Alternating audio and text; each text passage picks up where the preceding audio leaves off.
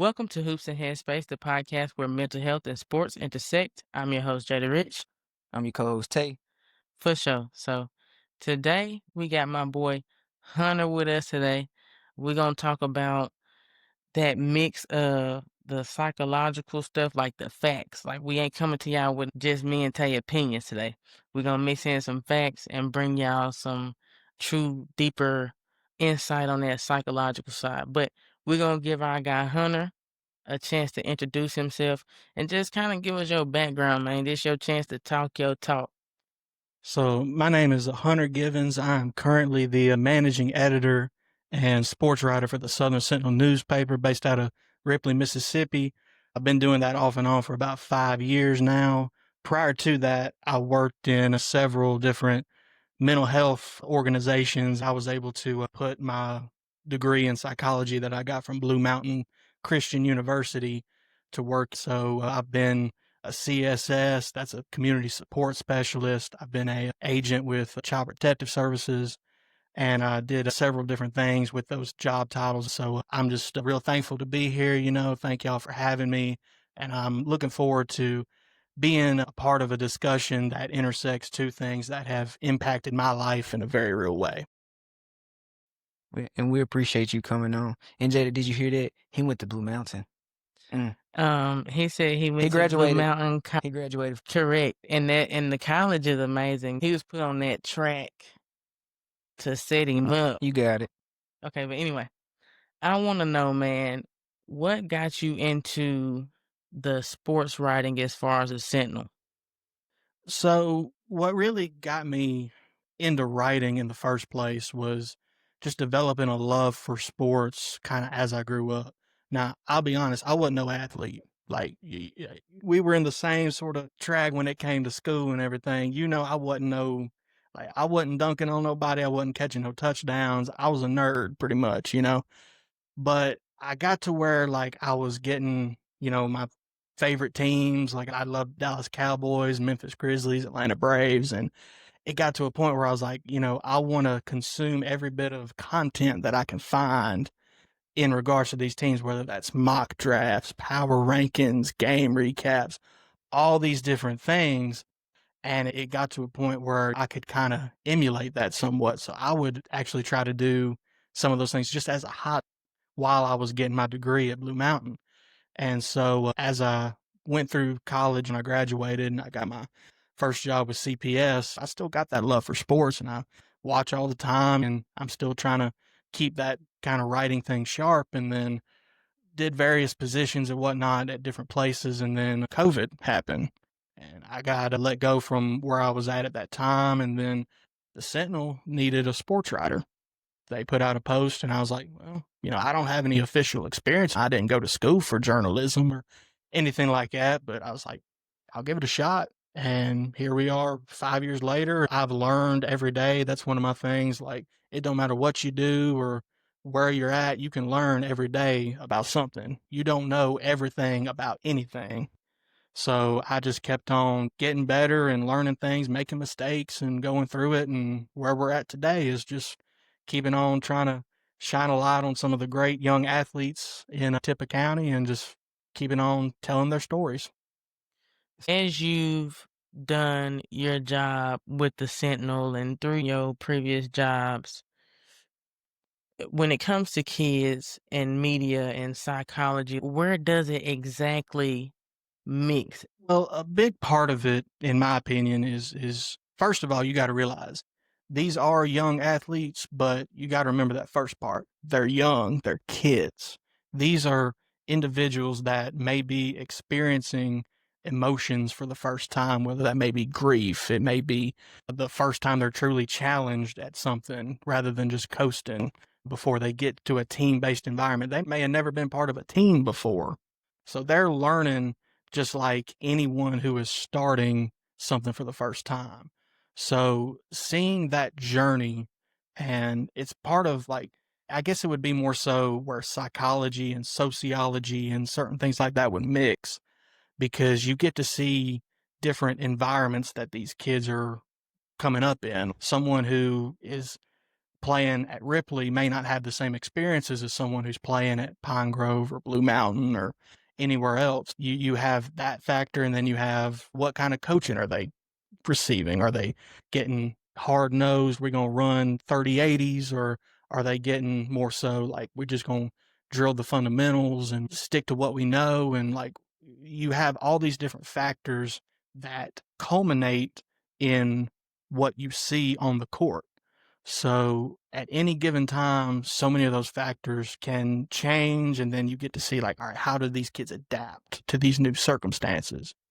And so just the culmination of all that, and then being able to, as a writer, you know, I may not can tell the full story, but I can experience that full story and get to put it in mind whenever I'm putting any articles out. I might be quiet this whole episode. I'm a student right now. I'm learning. Learn at some point, it's all I came even to this, like, hey, if I learned something, that's great. We all students out here, don't matter what your age is. Yeah, like Tay said, I'm a student too. I'm excited about having you here. We like to give our flowers to my mom.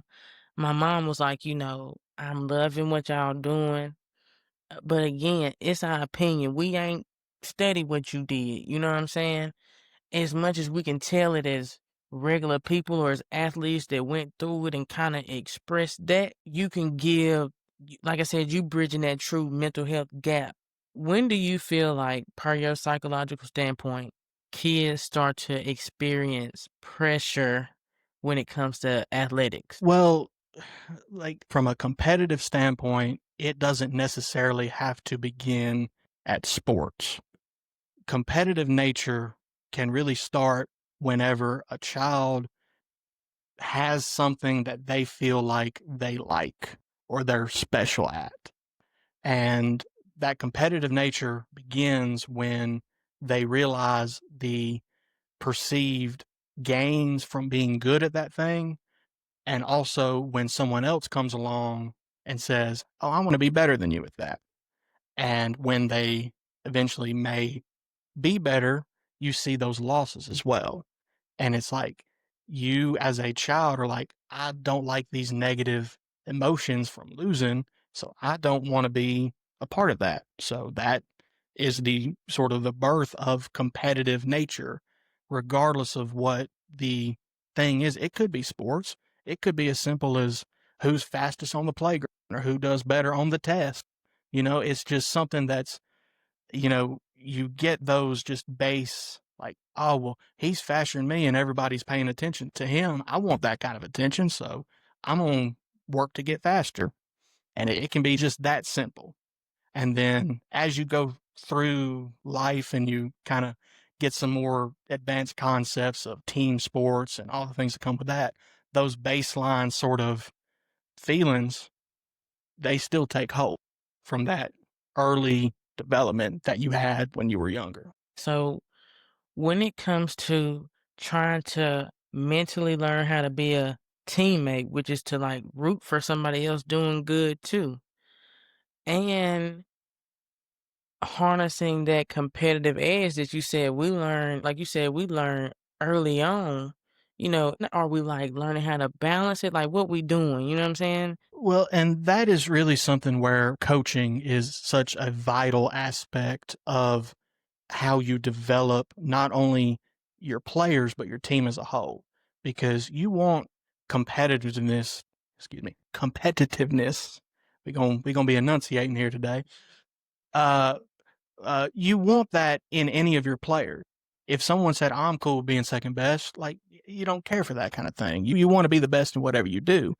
But at the same time, when you're out there at a game and, let's just say you're a lead guard and someone has taken your spot, you want to be supportive of that player too. So good coaching and good, I don't even want to have it be a parental thing, but like a good figure that will teach you humility and being supportive in spite of it being a bad circumstance for you is so vital to the overall team concept of what you're trying to do whenever you go out for a game. So that's something that it's a hard lesson. It ain't easy taking that kind of criticism or that kind of coaching, but It's vital to not only your overall team makeup, but your development as a person past sports as well. The kids compared to us, when you think back to us as kids, do you think that they have those figures that we had to help them gain that team concept? Overall, I'd say yes. And just with conversations I've had with some of our local coaches, they're all very much in tune with not only the X's and O's, but they're in tune with how their players are going to react to certain things, as well as the environments from which they come from. Things are different now than they were when we were growing up. There's a lot more of a emphasis on the awareness of mental health just as a concept now than there was when we were growing up, in my opinion. There's just been such a focus on, like, hey, it's okay not to be okay. Let's talk these things out. Not every kid has that at home, but depending on what they do, they can get it from some. And it's up to your coaches, your teammates, it can be whoever. But if you have someone, and there's a lot of talk about having a good support system, having that is so vital to not only your present, but your future as well. So I feel like a lot of the kids now, they're in good positions. There are some factors, but overall, as far as the awareness of maintaining good mental health, I feel like we're in a pretty good situation for the time being. And we said that we got the facts to back it up today. You know what I'm saying? Period. Period. We get like babies, like psych certificates at least, right? Like at least a certificate or something. Hey, we can get the GEDs out. We can do whatever we need to do. So now this is my last question before we get back on track. And you don't have to answer if you don't want to. It's just a thought in my mind. You said you feel like they got a lot of good coaches in there now that are good figures. How important is it that they shifted and started to hire some black coaches as far as Blue Mountain hired Miss Regina. Ripley hired Rico finally as head. They got Stafford with the boys. So as far as them kind of getting some more coaches that look like they roster for the most part, you know what I'm saying? How much do you think that's helped with the mental?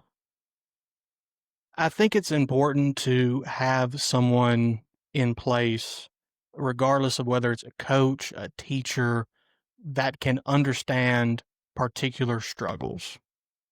It's one thing to have empathy for someone, but it's another to have sympathy for someone.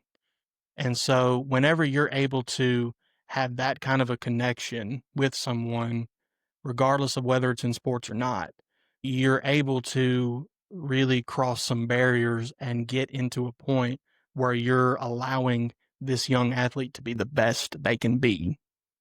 So having the right person in place, regardless of who you are, is so vital to not only the team's success, but their development as people as well. Okay, so another question I got for you. As far as kids being exposed to stuff like AAU now, they being exposed to your better ones are being exposed to like rankings.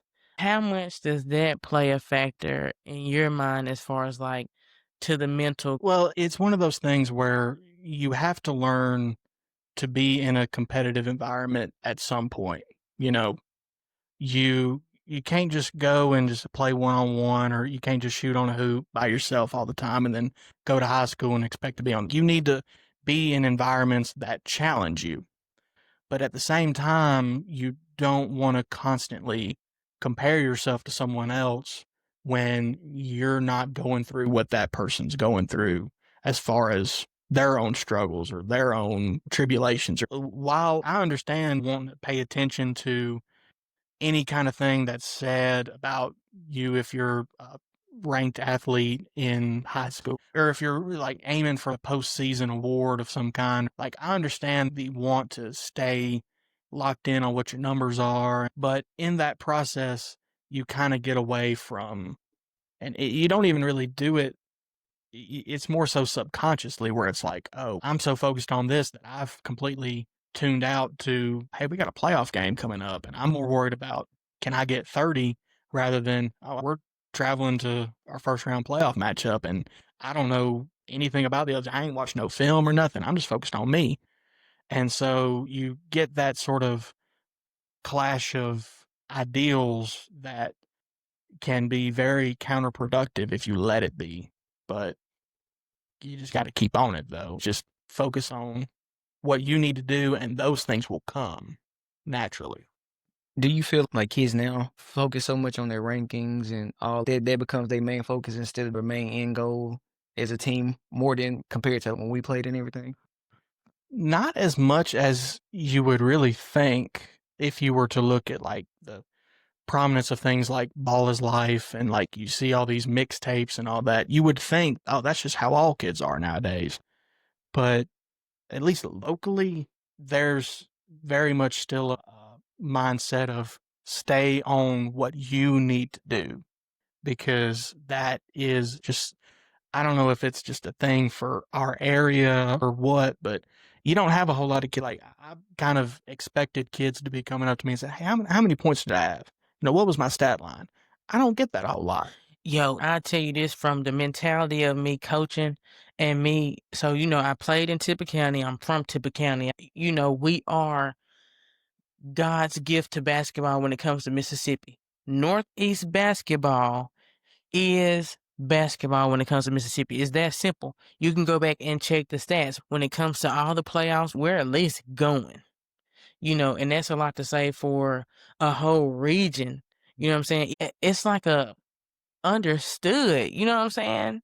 That people would make plans for Jackson as far as basketball when I played before the season started. Folks calling in for work, getting it. You know what I'm Yeah, you saying? already putting it in for the season even start. Yeah. Yeah. So are we going to be off on Thursday and Friday or just Friday? You get, but when it comes to them, if there's something you could tell them, especially when it comes to the younger ones, how them focusing so much on the rankings and focusing so much on those other things outside of the team concept in basketball affects the mental health of those kids. It's something that, as a writer, I try to focus on telling the story of a particular game. Whether that means, focusing on, oh, this one particular kid had a great game or like they broke a record or something. I'm always going to give you your flowers when you deserve your flowers.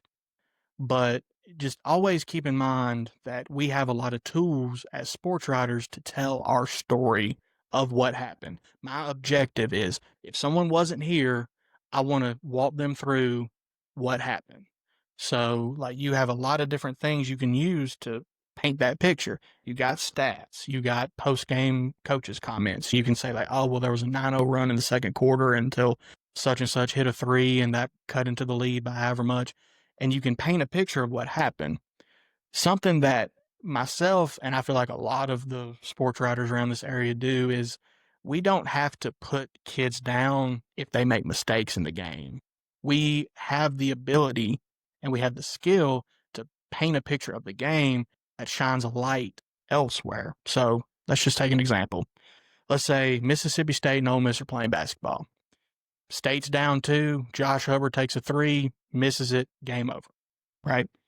I could say in my story, Ole Miss got to stop at the end to maintain their win, and that in the what I'm trying to say, in the picture of like, all right, we're talking about kids here, you're helping these kids kind of maintain a like, all right, everyone ain't dogging me here. Because in that moment, they missed that game winning 3. Your coach saw it, your teammates saw it, everyone in that arena saw it. You don't have to pile on like that. But you can also shine a light on, hey, there was a good defensive effort here. So you can maintain an accurate telling of what happened while not putting someone down. Do you feel like that's a lost art in sports writing? Instead of, shining their light Like, you know how you gave the situation like Ole Miss got this stop. Do you feel like that's a lost art in sports writing? Well, I can only really, as far as high school sports, I really feel like there's a concerted effort to do just that, to, maintain that sort of professionalism. As far as, college sports, professional sports, there aren't those same standards just because you've got kids. They're not, if you're talking about pro sports, it's adults we're talking about here. So you kind of, the kid gloves come off in a sense, but you can still maintain standards if you like, and you're still, but what's most important is the accuracy of what you're saying. So as long as you're painting a picture accurately at that level, So we spoke on in some previous episodes, of course, athletes struggling mentally, and we've also spoke on athlete burnout. What are some signs as fans, coaches, parents, whatever, support systems that we can look for in our young athletes that may show signs of them struggling mentally or struggling with burnout? so one of the main things you can look for when it comes to trying to identify potential problems you may have with any of your student athletes is a change in demeanor. So a lot of people, when they hear that, they think, oh, it's someone who's normally super outgoing and they're always talking or whatever. And all of a sudden they've retreated within themselves, or they're just kind of off to the side. They're not really talking to nobody. And it can mean that. But what we're looking for is something that's atypical. So something that is a change from how this particular person normally acts. So it could be someone who's normally soft spoken and, kind of blend into the background a little bit. They're not very outgoing or whatever. And if they come into practice one day and they're yelling at everybody and they're saying, hey, you need to do such and such, and they're trying to cuss people out or something, that's atypical. So you can go up afterwards and say, hey, what's going on? Just those little check ins like that can really go a long way into opening up whatever the stressor may wind up being at that particular time. And then kind of just follow up from there. What's some stuff we can look for that's not like as obvious? You know what I'm saying? Well, a lot of kids are creatures of habit. They like to be in a routine. They're typically, we're just going to keep on the same sort of trajectory and we're just going to keep on doing what we're doing. So anything that deviates from that, like, hey, little Johnny, they normally like to get an extra snack or something, and all of a sudden they're not even eating nothing. So we need to check in on that. Or, such and such normally likes to play with such and such, and now, they're not talking. It's little things that may not even be a sign of a real struggle, but it's something that you would rather follow up on something that's nothing than to not follow up on something that is something. You want to elaborate why you got so excited So I got so excited because I told him the same thing. on our first episode together? Was Yeah. the first on our first Hmm. episode? I was like, kids love a routine, and a lot of people get on me about that. But we raised in a manner, as far as Ripley, I ain't even gonna go outside that box. That's where I was raised at. We had them routines. We got our, our stuff. So, but when it comes to the kids now, let me ask you this. When it comes to that concept, when we had our routines, they were established for us. I kind of feel like now, just a little, kids are kind of establishing their own routines for themselves.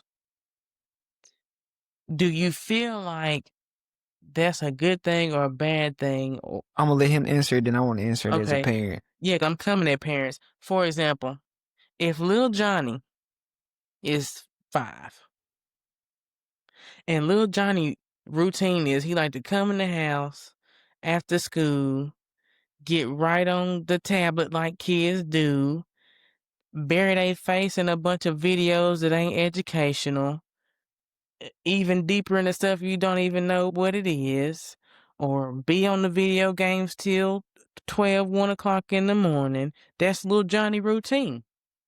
And little Johnny made that routine, and little Johnny mama and them let little Johnny make that routine.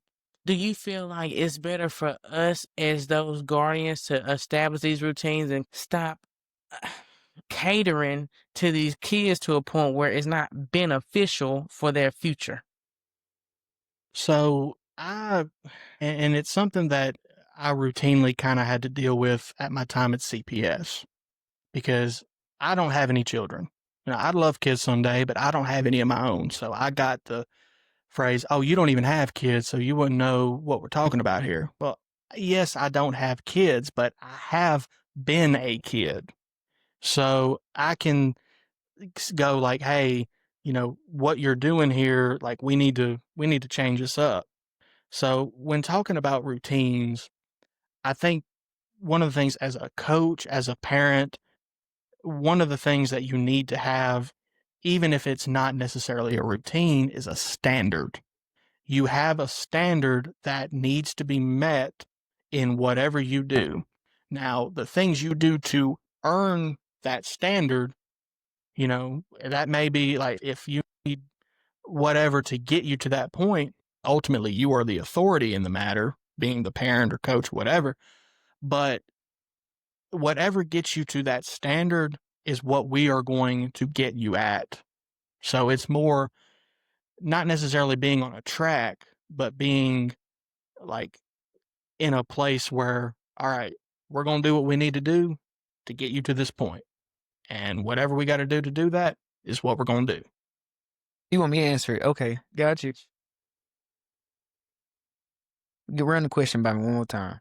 So, as far as it goes with these kids now, I feel like a lot of parents allow them to make their own routines, and I feel like the routines the kids choose to make, especially as far as electronics and stuff, is a bad routine. Do you feel like it's better for the parents, the coaches, etc., to make the schedule slash routine compared to parents and stuff allowing the kids to be the dictators of the routine?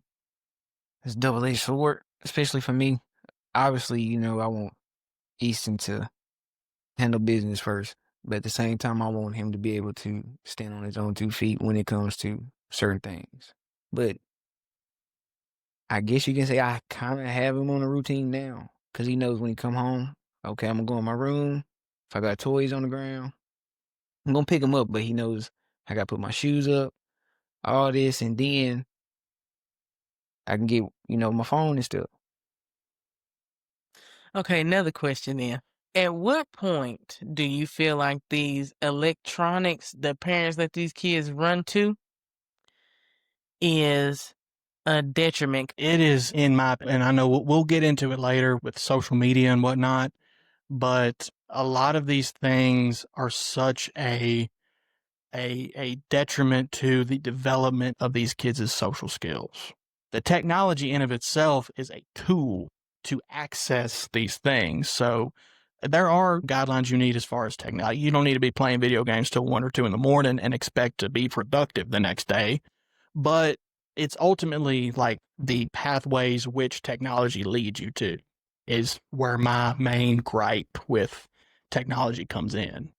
So, which, I do let Easton get his phone, but he know, like, I gotta handle business first, and we do other things.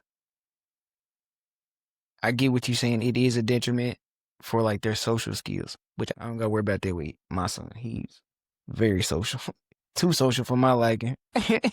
But it's one thing to be social in totality, and it's one thing to be educationally social. And I think that's where the issue lies. You're not able to be educationally social when it comes to it's time for you to take those social skills. Yeah, you can talk. Kids can talk about dinosaurs and cars and whatever they watching on these videos. Can you educationally be social enough to translate that into reading, writing, arithmetic? That's the issue. You see what I'm saying? And a big part of it also is being able to have a conversation and realize that your words may have a reaction that may not be just words, if you know what I mean. Like there may be a reaction that comes with the things you say rather than saying it on an app or whatever, where there may not be some immediate consequences to those words. And even with the stuff they watch, like with the drama in it, when they don't understand that, like the way that some of the kids talk to their parents, or the way they do some of the dramatic stuff in the videos, the clickbait stuff they do in those videos for kids, like when they try and transition it and they run into you and talk to you outside their neck, now you looking at them left. You let little Johnny watch Rebecca and them playing with the dinosaurs, talking like that to their parents. So when I bust the corner and I'm doing the same thing, what's the issue? You know what I'm saying? So that'd be the thing for me, but that's my gripe on that. So when it comes to the way they, again, sensationalize these swipes and looking at all this stuff, how do you feel like that culture of that changes their perspective of success and failure?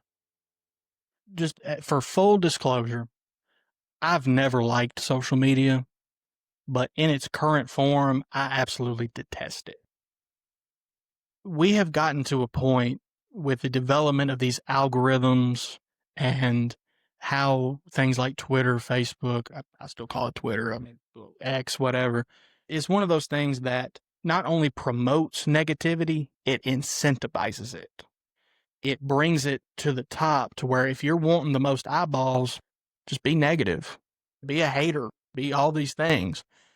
And whenever it comes to your ideal of success or failure in that sort of space, you can find, if you're big enough to have a following, you can find any kind of affirmation that you want. If you want positive affirmation, it's there. If you want negative affirmation, it's there. It can quickly become such an echo chamber to the type of feedback that you want that you're not getting actual constructive criticism to the point where you're actually constructing something. So it just becomes toxic sort of space that isn't helpful to anybody, really. What are some things that they can do mentally to kind of help them stay grounded? Well, and it's going to be something that you may not want to hear if you're a young student athlete. Get away from it for a little bit. Even if it's just deleting the icon off your home screen to where you actually got to go look for it.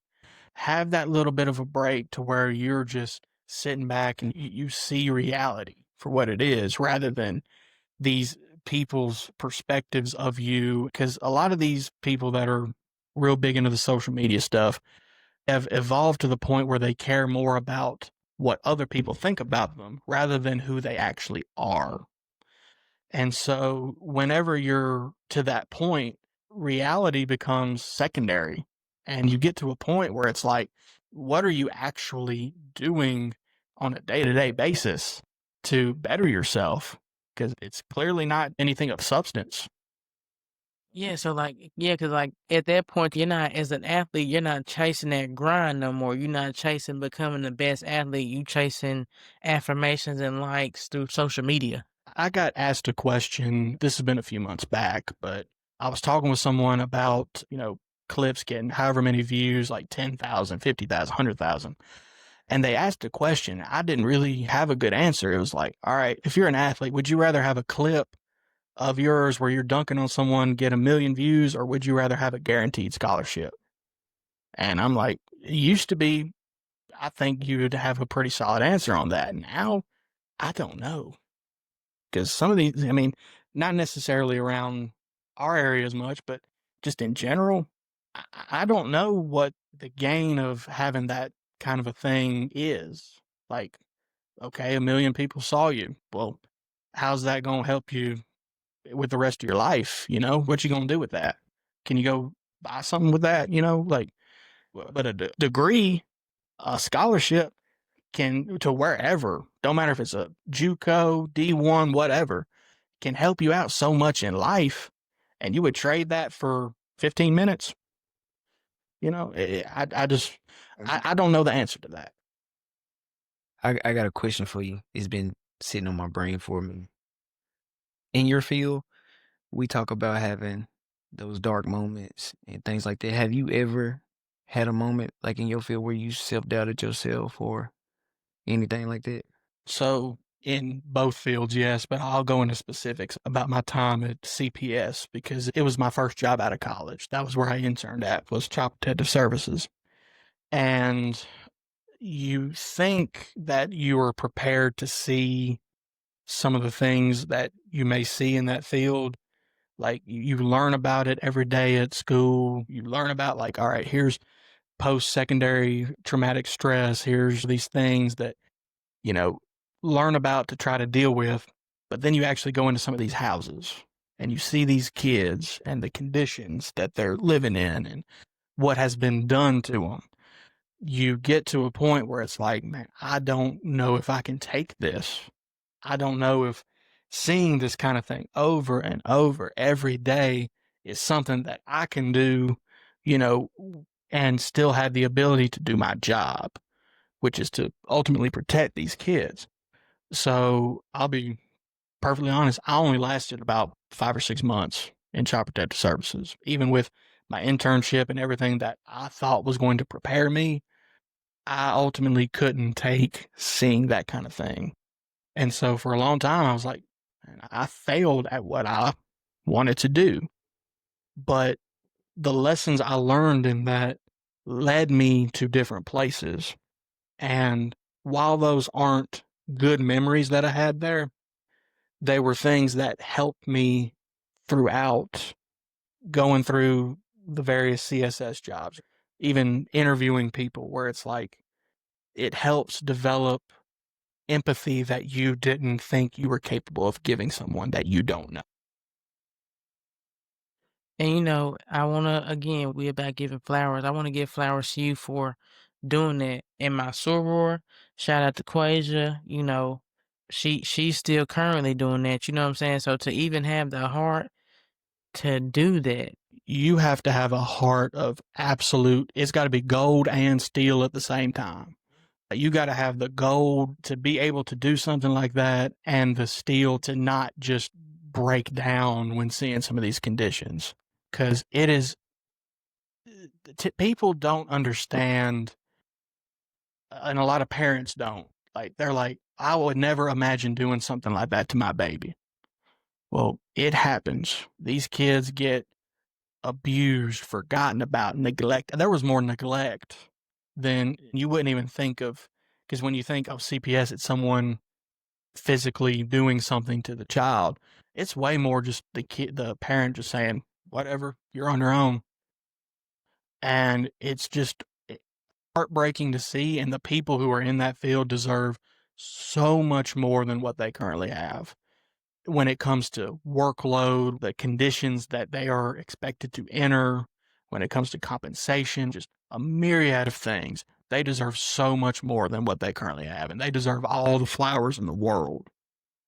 Absolutely. For sure. So when you think about them kids, cause let's be real, when you hear the sports stories, the stories, the kids that make it out. You know what I'm saying? So that means that most of the time, the kids that us coaches have. So when it comes to coaches and kids in early competition, how can we better support them mentally when it comes to them trying to balance life and athletics? And before you start, not just coaches, but like as fans who actually care about the kids, what are some of the things we can do to help better the home situation and stuff?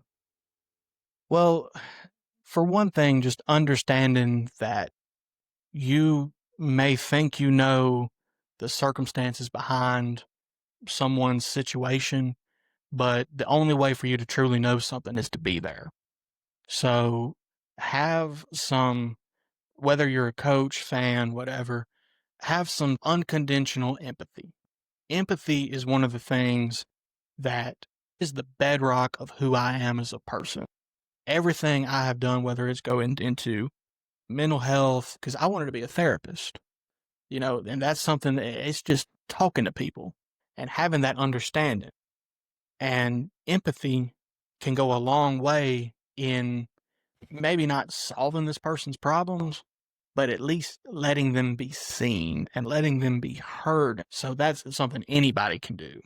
from a coach's standpoint, it goes back to having standards for all of your kids because you don't know what someone's home circumstance may be. They may have the strictest parents in the world, or they may have a situation where they're not given any guidelines. So if you have a uniform set of standards for all your players, not only are you held to a certain expectation, but you can look at the people beside you and go, they're held to that too. So no matter what I'm going through, at least I have a shared experience with someone beside me. And that can help not only give a little peace in a way, but it can help grow that brotherhood or that sisterhood of a team. And that will ultimately help propel you to wherever your goals may be. So, if you could say one thing that we can all do right now to help these athletes mental, what's one thing we can all start doing? Just one thing. I mean, just be nicer, and that can go with anybody in that whole gym. One of my pet peeves is parents yelling at referees. And they yell at the kids too, depending on which gym you at. Absolutely. Yell at kids, coaches, referees, a lot of yelling where it's like, look, at the end of the day, it ain't that serious. This is a game we're playing here. You don't have to be cussing out no one for something that is a voluntary activity. This game we're playing here, this is something that is going to be our spot for potential greatness. Like someone can be great in this place that they may not be anywhere else on earth. This can be a place where stories are told. This can be a place where things are learned. And anybody can go into that gym and make it about themselves. And that's unfortunate because these kids deserve, with the work they've put in, they deserve that kind of a moment to shine. And so just having that mentality when you're going in and like, hey, you're there for the kids. So just have that in anything you do, whether it's your interactions with whoever is working that night, the coaches, referees, the people at the concession stand, whoever. Just go into it with a good mentality. I like that. Boy, I'm telling you, you speaking, and I want to also just give you flowers because since we was kids, one thing about this dude, bruh, he's always been one of the nicest people I've ever met. And the fact that we never ran the same circle. Like he said, I was playing sports and stuff, we did band together for a year. But as far as like knowing my classmates, he's always stuck with me because he's always been just this nice, understanding person that we had several random conversations, several random run-ins where it's like, you know what I'm saying? He's always just been this cool ass dude, bruh. Cool, understanding dude. You know what I'm I'm gonna saying? put that in my byline. Cool ass, understanding dude. Yeah, Put yeah, that I in there. just met you, but I can tell, man, like you said, you do have a heart of gold, Yeah, and Man, and don't lose that. yeah. and I appreciate that, but it's one of those things that when it comes to standards, my parents had a standard for me in that regard. Like you ain't above nobody, you ain't below nobody. Treat everybody the way that you want to be treated, but also the way that you deserve to be treated. And just going back to when we were in school and everything, one thing appreciated, like you said, we was in different circles. I mean, it's one of those things, you're in a relatively big school like Ripley.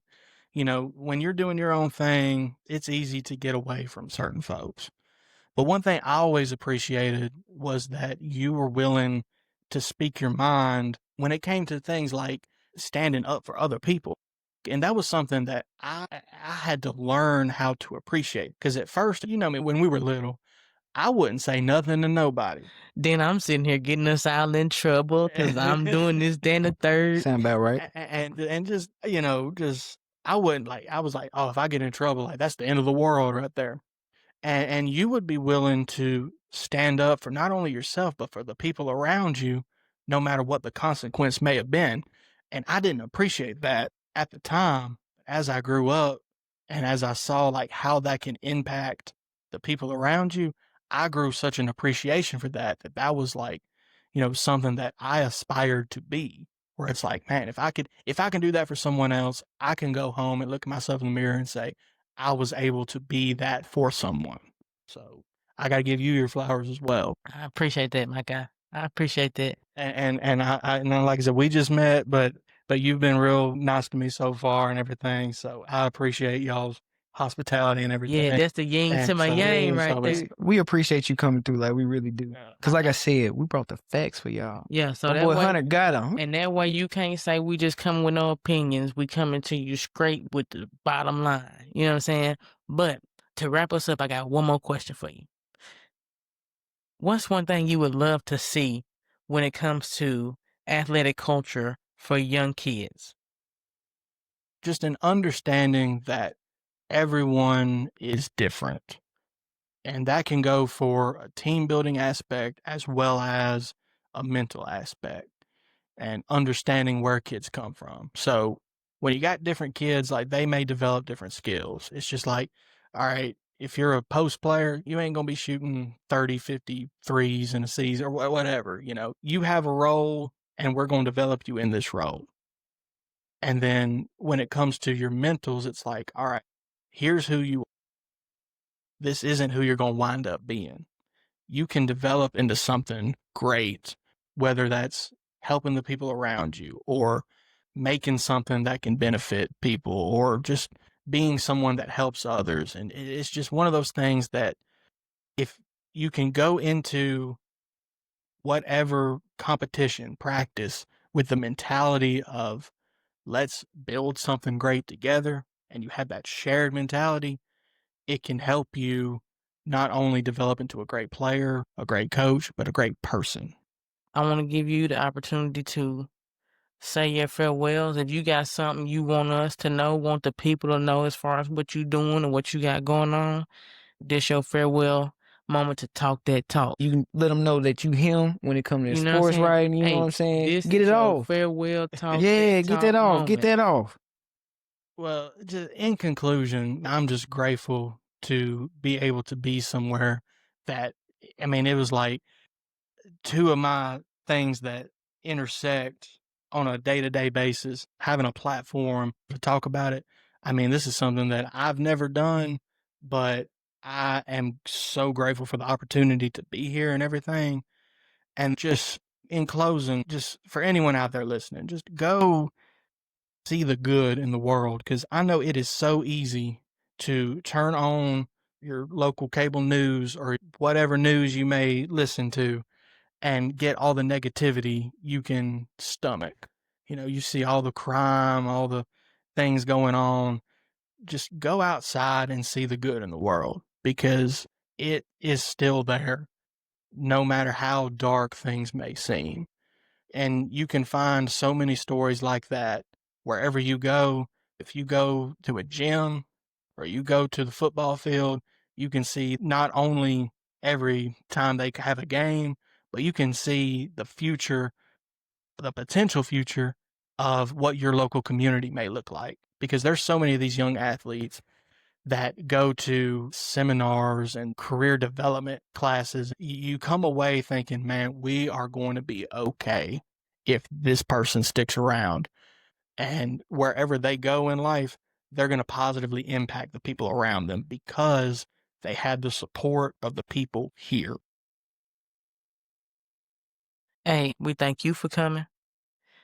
And we came to you today with the facts and the facts only, right here on Hoops and Headspace, the podcast where mental health and sports intersect. I'm your host, Jada Rich. I'm your co-host Tay. For sure.